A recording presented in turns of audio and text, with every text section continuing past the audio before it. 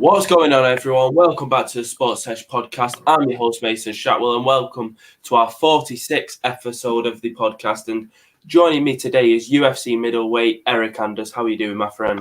Man, I'm doing awesome. And yourself? I can't complain, bud. I'm going to get straight into it. I know you're fighting Darren Stewart again on June 12th, I believe. How are you feeling going into this fight? How's preparation going?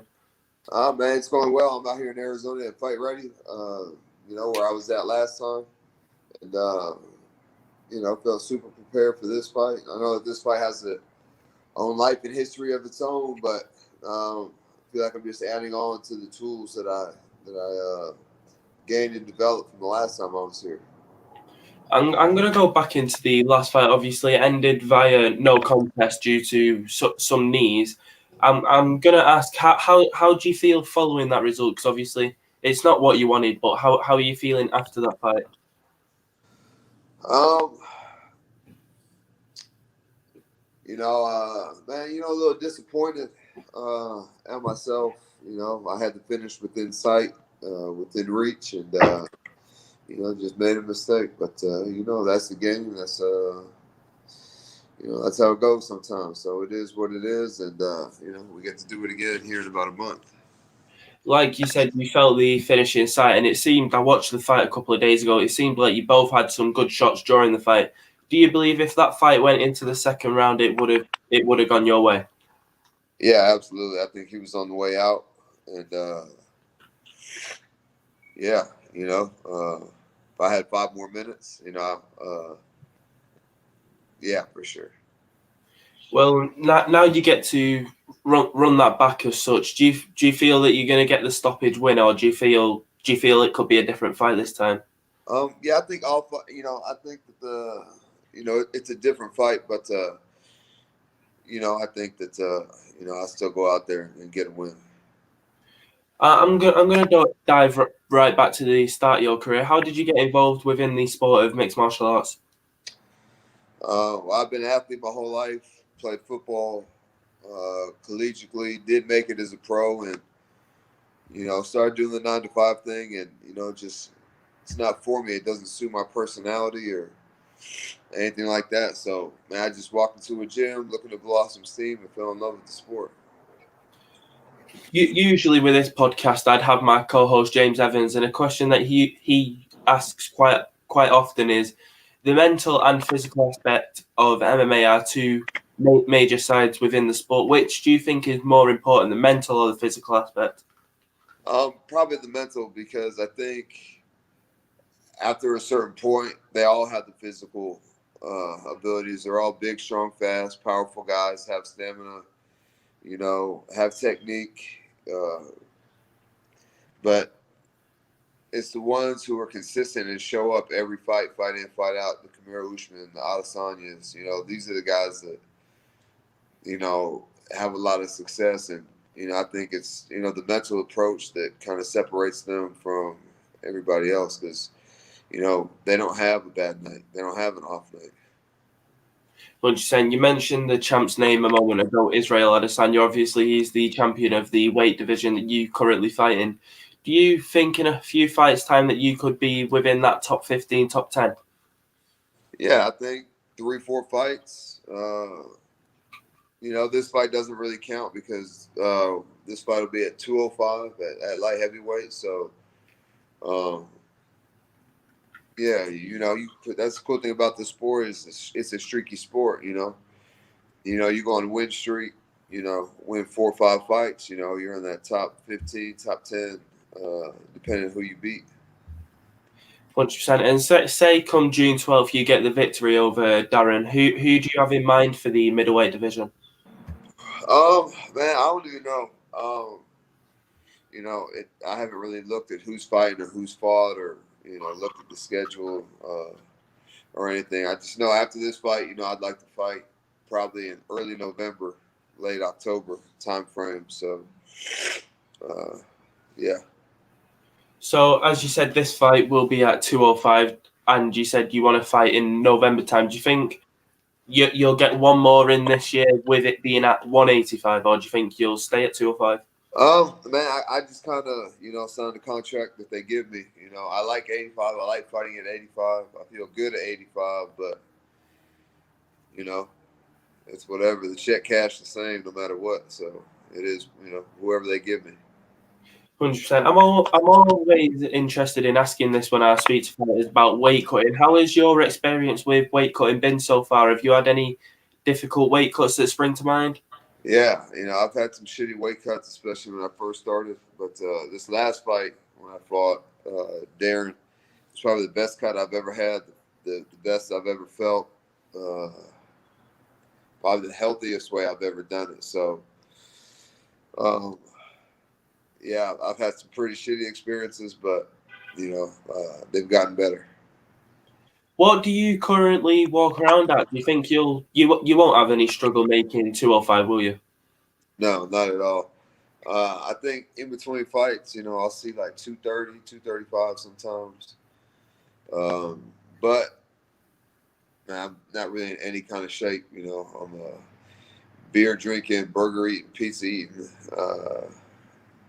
candy eating guy whenever I'm not fighting. So when I change my diet, the weight comes off pretty easily.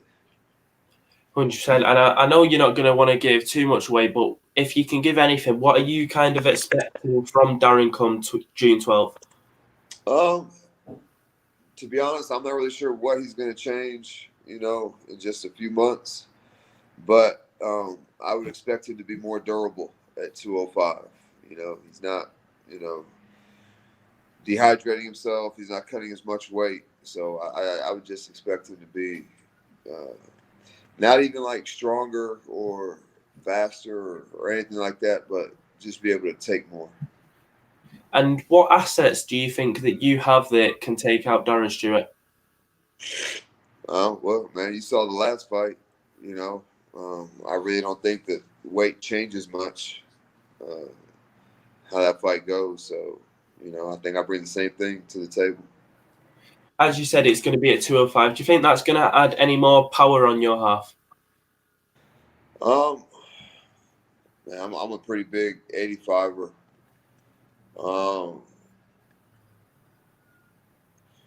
Yeah, probably. What do you usually weigh around come fight night at a 185 fight? Do you know? Man, I don't even remember whatever I can't remember off the top of my head.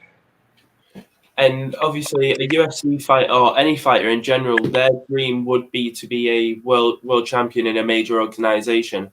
Do you have a time frame that you'd like to achieve that by? Because I know, obviously, like you said, 4 fights, time-ish, you should be in the top 15, top 10. I'll let my body tell me when it's time to give it up. I'm kind of in a position financially now that if and when I ever get cut by the UFC, I'll probably hang it up at that point. So I guess whenever the UFC don't want me no more, or I decide that I don't want to do it anymore. 100%. I know you've been in the UFC from back in, I think, 2017. How did that come about? Because I know you was in the LFA before that. Yeah, I took a short notice fight against Hape on the Tall. I think I took it on like 10 days notice, and couldn't say no and went out there and starched them. How did you find out about that fight? My manager Jason House called me and was like, "Hey, I know you. I think I had just fought like 20 days before or something like that, like 3 weeks before. And he called me and asked me if I wanted to fight in the UFC. And I said, yeah, of course. So let's do it."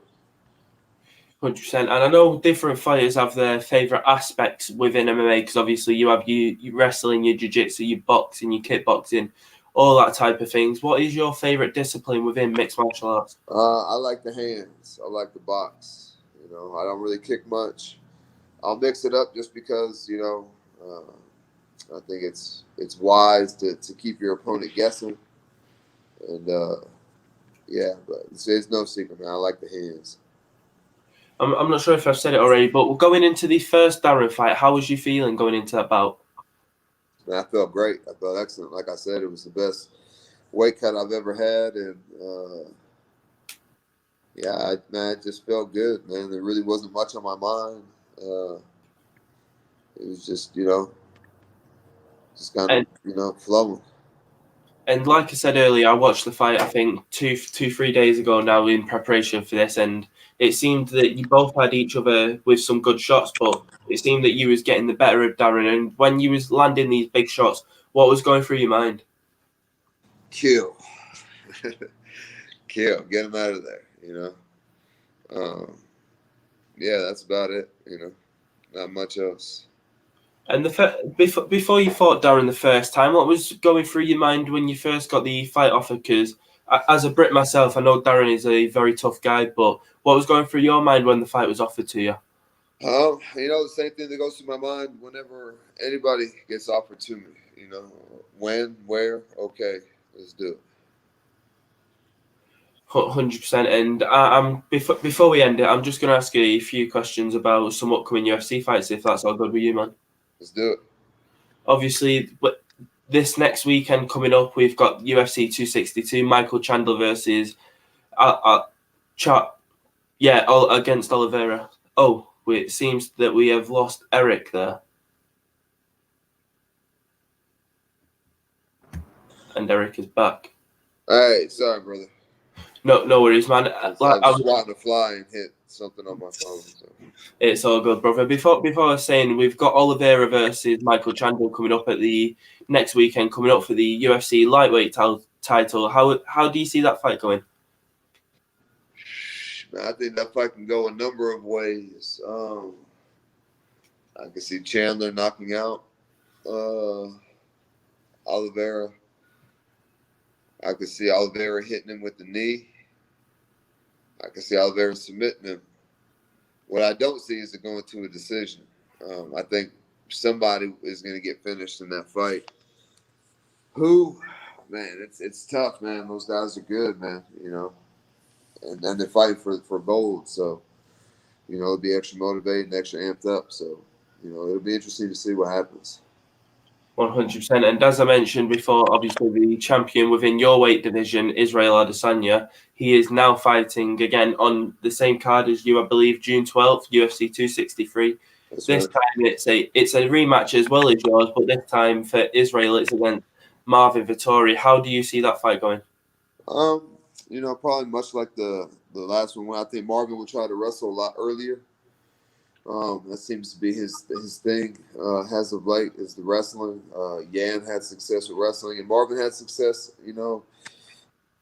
in the third round, the first time they fought with the wrestling. So I think that he'll try to get to that. But I do think Adesanya is the fastest evolving fighter in the UFC, and I'm not saying Marvin won't get him down once or twice, but he's pretty good at getting back to his feet and making people pay for their shot interest. So, that'll be an interesting fight to see as well. Again, I'm always interested in asking this about two different fighters out because I'm always interested in learning other guys' story. I know a lot of fighters have gone through struggles through their career. Have you gone through any big struggles throughout your career? Any sacrifices? Hell yeah! I lost 3 fights in a row.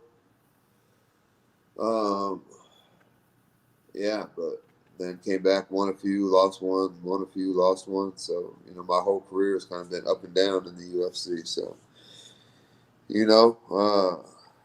it is what it is. Like I said, it's a sport. You just got to get back on the horse and keep it moving.